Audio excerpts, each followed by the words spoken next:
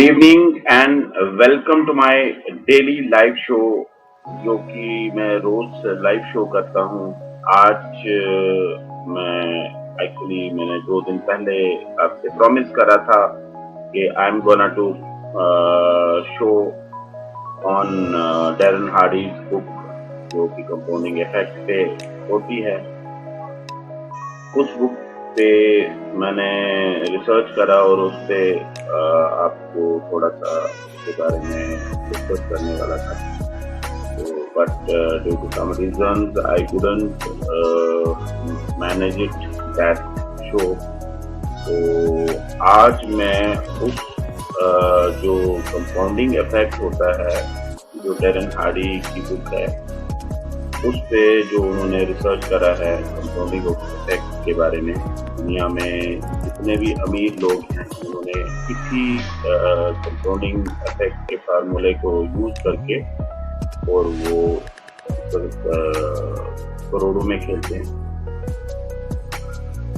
कहते हैं कि एक राजा था, क्योंकि इसमें एक स्टोरी में आपको स्टार्ट में सुनाता हूँ कंपाउंडिंग इफेक्ट का पावर कितना होता है और इसकी स्ट्रेंथ कितनी होती है। तो एक राजा थे, राजा ने जब चेस खेला तो चेस उनको बहुत ही पसंद आया। तो उन्होंने कहा कि ये जो क्रिएटर है, जो मेकर है इसका, उसको दरबार में बुलाया जाए। एंड जो बाकी उसके मुलाजिम हैं वो गए उसके पास जिसने चेस क्रिएट करा था। तो वो चेस उनके दरबार में हाजिर हो गई। जो चेस बनाने वाला जिसने क्रिएट करा जो गेम था बहुत पसंद आया राजा को। तो वो जो गेम बनाने वाला था उसको हाजिर किया। तो राजा बहुत खुश हुए और कहा चेस बनाने वाले को कि मांगो हमसे, आप क्या मांगते हो? आपने बहुत अच्छा हमें खुश कर दिया, आप मांगो हमसे क्या मांगते हो आप, क्योंकि आपने इतना अच्छा काम किया कि ये मुझे बहुत पसंद आई। आपकी जो गेम है, जो चेस है, बहुत पसंद आई। तो मुझे आप मांगे, जो आप मांगेंगे वो हम आपको दे देंगे।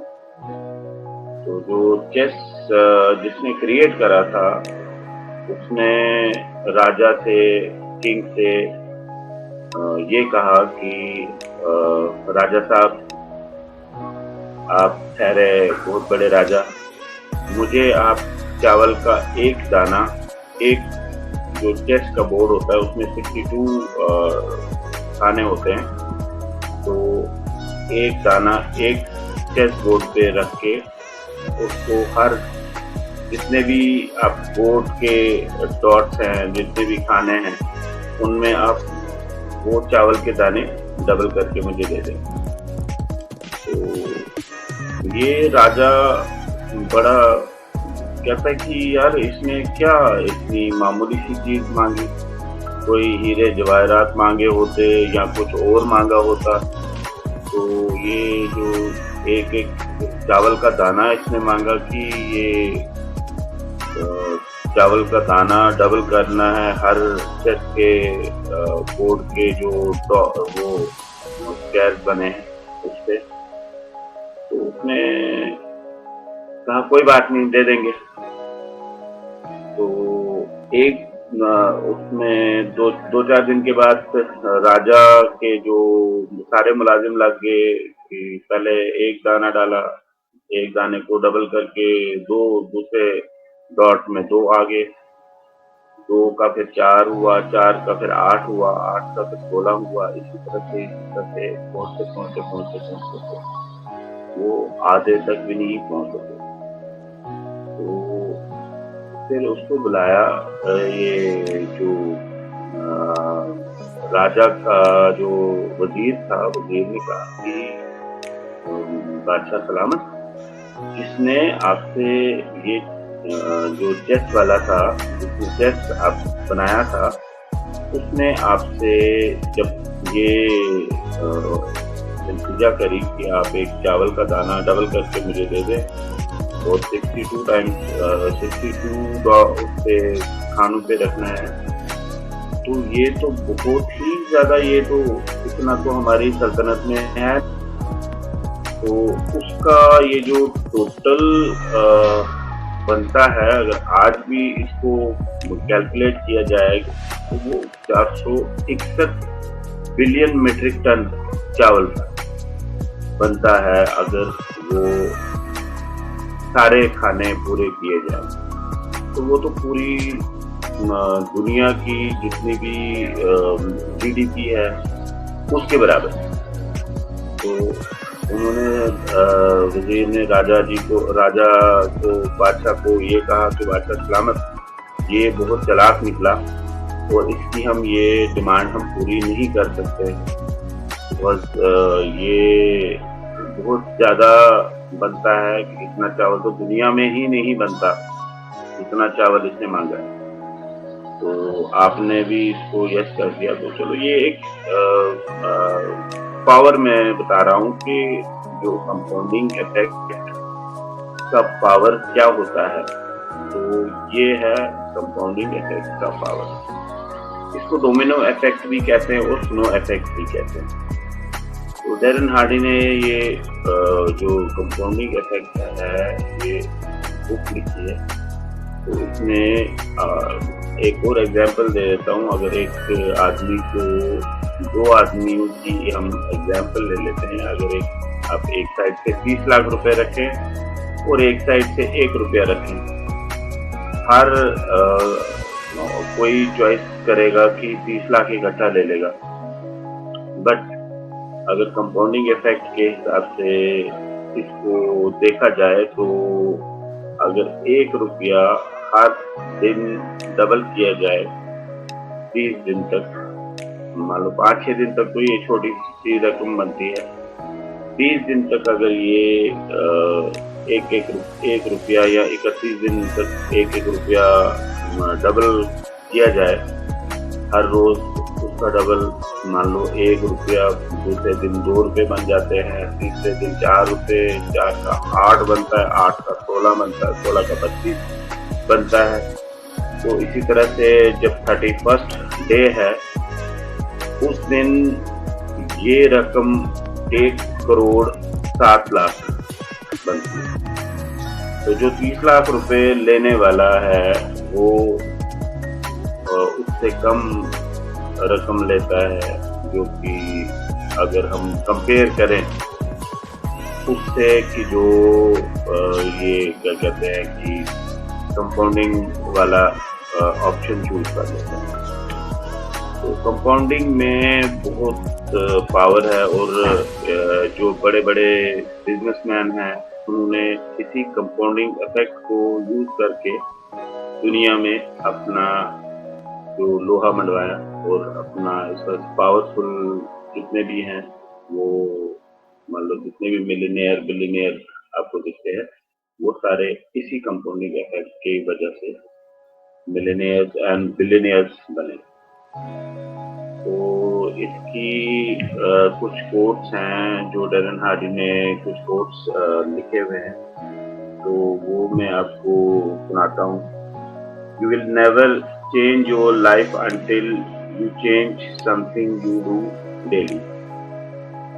आप कभी भी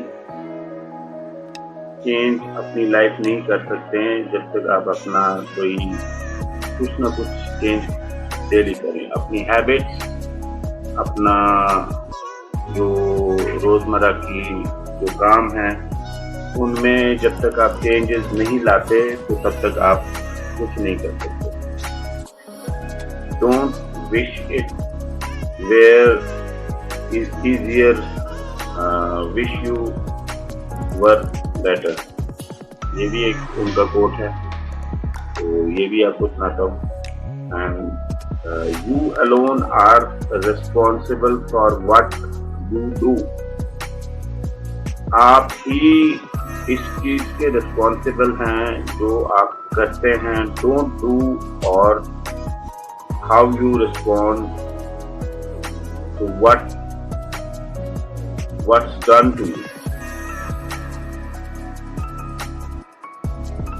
तो ये कोटेशन हैं जो इन्होंने, जो फेमस कोट्स हैं जो इसमें इस बुक में हैं, जो डैरेन हार्डी की है, टोनी इफेक्ट की जो बुक है, उसमें जो फेमस कोट्स हैं वही मैं बता रहा हूँ।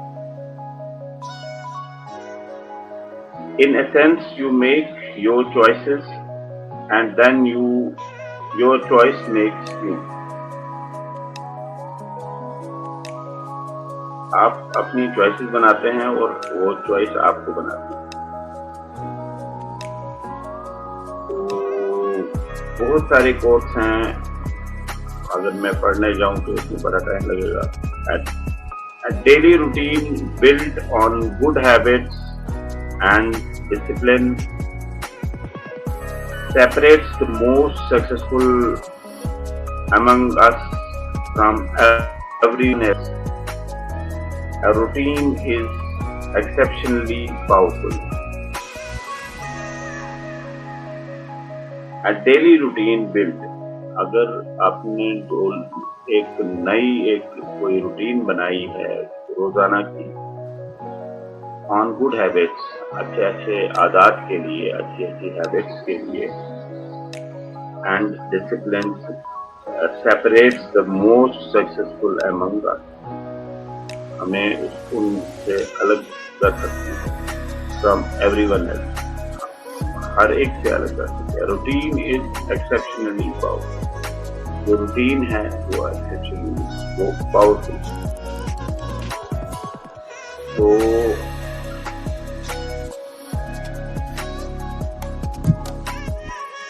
एक और मैं लास्ट में जो डैरेन हार्डी का ही है, कंपाउंडिंग इफेक्ट से ही है, ये पढ़ने जा रहा हूँ, ये थोड़ा सा लंबा है। We can all make powerful choices. We can all make back control by not blaming chance, fate or anyone else for our outcome. It's within our ability to cause everything to change, better than letting past hurtful experiences sap our energy and sabotage our success. We can use them to roll positive constructive change. तो ये कुछ ये थे हमारे quotes थे जो Hardy ने अपनी बुक में लिखे हुए हैं, तो वो मैंने आपके साथ थोड़ा सा डिस्कस करे। तो अब बात आती है एक और सब्जेक्ट में इसके साथ चूज कर रहा हूँ, कैश फ्लो क्वाड्रेंट। ये भी एक इम्पोर्टेंट सब्जेक्ट है इसके साथ ही, क्योंकि ये चीजें स्कूलों में नहीं पढ़ाई जाती। मैं चाहता हूँ कि स्कूलों में एक करिकुलम बनाया जाए और इन चीजों पे ही बात की जाए, और इन पे स्कूलों में अगर फोकस किया जाएगा, स्कूलों में अगर बच्चों को पढ़ाया जाएगा, तो बच्चे बजाय गवर्नमेंट नौकरी ढूंढने के वो दुनिया में बहुत कुछ कर सकते हैं। ये जो हमारी दुनिया है ये बहुत बड़ी दुनिया है। Now it's a global village. ये अब वो जमाना नहीं रहा है कि आप कंट्री या स्टेट या डिस्ट्रिक्ट या तहसील या विलेज इसको कहें, इट्स अ ग्लोबल विलेज। और इस ग्लोबल विलेज में जो दुनिया में सक्सेसफुल पर्सन हैं, जो भी जिन्होंने सक्सेस हासिल करी है, उन्होंने इन्हीं चीज़ों का इस्तेमाल करके आगे वो बढ़े हैं, and they are millionaires, billionaires due to their hard work and कुछ टेक्निक्स भी इस्तेमाल की। तो उसी में एक आती है कैश फ्लो क्वाड्रेंट, एक कॉन्सेप्ट है। इसमें 4 चीजें होती हैं, ESEI। E होता है एम्प्लॉय, S होता है सेल्फ, स्मॉल बिजनेस या self employ. Third one is big business, fourth one is investor. अब ज्यादातर हमारे स्कूलों में क्या पढ़ाया जाता है कि आप ई की तरफ चले जाएं। ई के लिए ज्यादा फोकस किया जाता है। हमारे पेरेंट्स भी यही करते हैं कि पढ़ो और जॉब करो, एम्प्लॉय बनो, किसी का एम्प्लॉय बनो, वो गवर्नमेंट का एम्प्लॉय हो या प्राइवेट सेक्टर का एम्प्लॉय हो।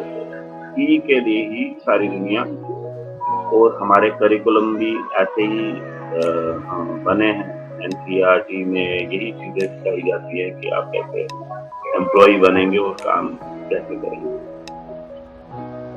तो ई में क्या होता है, ई में ज्यादातर जो ये क्वाड्रेंट है, इसमें ई में ज्यादा फियर होता है। इसमें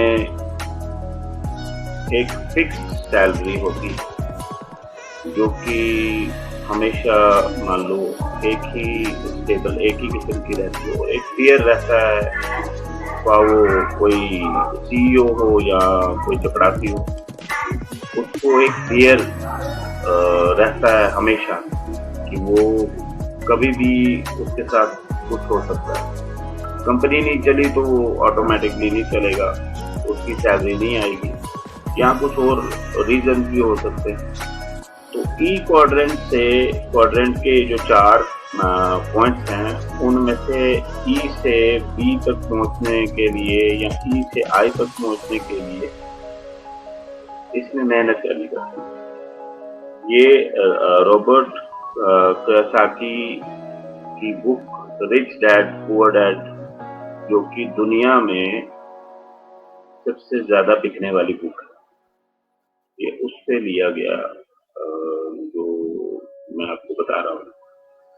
तो रिच डैड पुअर डैड अगर आप जब हो सके तो एक बुक आप खरीदें और इसको पढ़ें। ये आपकी लाइफ को चेंज कर देगी और आपके सोचने के नजरिए को चेंज कर देगी। तो ये था कि हमारा जो एजुकेशन सिस्टम है वो जॉब की तरफ ज्यादा, अगर आप इस क्वाड्रेंट में ई वाले 90% लोग ई की तरफ जाते हैं। कुछ लोग स्मॉल बिजनेस या सेल्फ एम्प्लॉयड होते हैं। बिग बिजनेस ओनर्स बहुत कम होते हैं। एंड आई जो होते हैं, आई तक पहुंचने वाले वो होते हैं फाइनेंशियल फ्रीडम जिन्होंने हासिल कर लिया। तो ये जो है मान लो ई वाले जो है एजुकेशन करते हैं, एजुकेशन मान लो पढ़ाई, उसके बाद से जॉब, फिर मैनेजर के बाद फिर आस्ता स्टेप बाय स्टेप ऊपर डायरेक्टर, सीईओ। तो अल्टीमेटली उनके दिमाग में एक फियर हमेशा रहता है कि पता नहीं क्या होगा, आज है तो कल होगा या नहीं होगा। तो ये ई वालों के साथ ऐसा होता है। उसके बाद आता है एक्स कैटेगरी के लोग। एक्स कैटेगरी के लोग जो होते हैं सेल्फ एम्प्लॉयड या मान लो ये डॉक्टर्स भी हो सकते हैं जिन्होंने मान लो नौकरी छोड़ दी और अब अपनी प्राइवेट प्रैक्टिस कर रहे हैं। एक्स वाले या सेल्फ एम्प्लॉयड भी इस कैटेगरी में आते हैं। सेल्फ एम्प्लॉयड में क्या होता है कि जो ओनर होता है, अगर ओनर खुद मान लीजिए उसने कोई शॉप खोली है या कोई यूनिट खोला है, खुद नहीं होगा या खुद नहीं वहाँ पे अवेलेबल होगा तो वो काम सारा रुक जाएगा, क्योंकि वो डेलीगेट नहीं करता है अथॉरिटी टू हिज एम्प्लॉइज भी इसके पास कम होते हैं तो वो डेलीगेट नहीं करता है। तो इसमें ज्यादातर इस कैटेगरी में ज्यादातर डॉक्टर्स आते हैं जिन्होंने जॉब छोड़ी है और अपना कोई क्लिनिक खोला है। तो वो खुद ही लगे रहते हैं। जब तक जान है तो तब तक तो लगे रहते हैं, और जब तक मान लीजिए नहीं कर सकते हैं तो तब रह जाते हैं। एंड लॉयर्स, जो वकील लोग हैं, वो भी इसी कैटेगरी में आते हैं। जो वकील है, वकील भी खुद ही करता है। अगर खुद वो नहीं जाएगा वकालत करने के लिए तो उसको मान लो उसका काम नहीं चलेगा। तो जो एस वाले कैटेगरी के हैं, उनको बी कैटेगरी तक जाने के लिए, उसमें बिग बिजनेस में जाने के लिए बहुत मेहनत करनी पड़ेगी। बट उसमें क्या करना होता है कि उसमें एस या ई वाले को, जो आई वाला ऑप्शन है, जो क्वाड्रेंट है, क्वाड्रेंट में ई एस बी आई, आई होता है इन्वेस्टर। इन्वेस्ट करते रहना है साथ साथ। मान लीजिए आपने जितना भी अर्निंग करा है उसके साथ साथ आप इन्वेस्ट करते रहे। कहीं पे भी इन्वेस्ट कर सकते हैं। मैं तो कोई सजेस्ट नहीं करने वाला हूँ कि कहाँ पे इन्वेस्ट करना, बट इन्वेस्ट करते रहे। और जब आप एक इन्वेस्टर बनेंगे तो then you can go for big business. तो जो इन्वेस्टर्स होते हैं वो,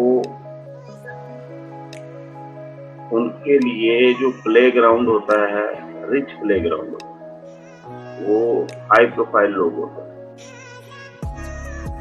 तो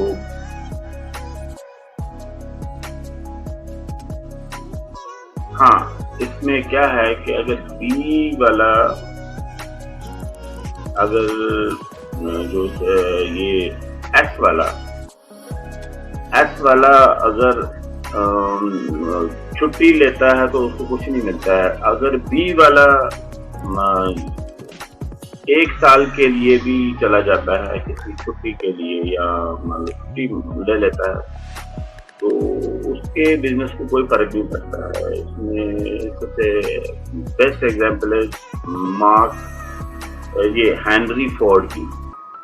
हेनरी फोर्ड, अगर खुद हेनरी फोर्ड नहीं अवेलेबल है तो उसके एम्प्लॉय तो काम कर रहे हैं। ये जेफ बेजोस या कोई और मान लीजिए, जो भी बड़े बड़े आदमी, वो अगर खुद वहाँ पे ऑफिस में नहीं होंगे तो उनके तो एम्प्लॉय, गूगल मान लीजिए, गूगल का सीईओ नहीं होगा वहाँ पे तो गूगल तो ऑटोमेटिकली जो बाकी एम्प्लॉयज हैं वो तो काम करेंगे ही करेंगे। तो ये बी कैटेगरी वाले जो हैं, ये इनके लिए सबसे बढ़िया काम यही होता है कि इन्होंने अपना फाइनेंशियल फ्रीडम हासिल किया होता है, एंड उसके बाद फिर काम ऑटोमेटिकली इनका काम मल्टीप्लाई होता है। तो ये एक आदमी नहीं काम करता है, लाखों लोग काम करते हैं। आप आज की डेट में देखें कि अमेज़न में हजारों, लाखों, करोड़ों लोग काम करते हैं, और जो सीईओ है उसको तो पता भी नहीं है कि मेरे कौन कौन से लोग कहाँ से काम करते हैं। हर कंट्री से लोग काम कर रहे हैं। यहाँ कोई और कंपनी आप लें, उस कंपनी में भी लोग काम करते हैं, और मालिक को पता ही नहीं कि कौन कौन काम कर रहा है। हाँ, रिकॉर्ड्स में है कि ऐसे है, बट ऐसे पर्सनली उसने किसी को नहीं देखा। तो एक डॉक्टर ई से बी तक कैसे पहुंच सकता है? एक डॉक्टर ई से बी तक पहुंचने के लिए उसको पहले डॉक्टरी जो है, तो हॉस्पिटल में वो एम्प्लॉई है, किसी अदारे का एम्प्लॉई है। अगर प्राइवेट मान लो हॉस्पिटल में है तो प्राइवेट हॉस्पिटल से उसने अपना क्लिनिक खोलना, क्लिनिक से सेविंग करके उसने एक हॉस्पिटल खोलना। जब हॉस्पिटल खोला तो उसके बाद हॉस्पिटल से जो सेविंग होगी उससे उसने इन्वेस्ट करना। तो वो ई टू आई इस तरह से ये वाला सफर है कि ई से आई तक ऐसे पहुंचा जाता है। तो हमारा जो स्कूल का सिस्टम है वहाँ पे ये चीजें तो सिखाई नहीं जाती। वहाँ पे जो फॉर्मल एजुकेशन है जो कि 50 साल 60 साल पुरानी जो जो कॉन्सेप्ट्स हैं वही बताए जाते हैं, वही सिखाया जाता है।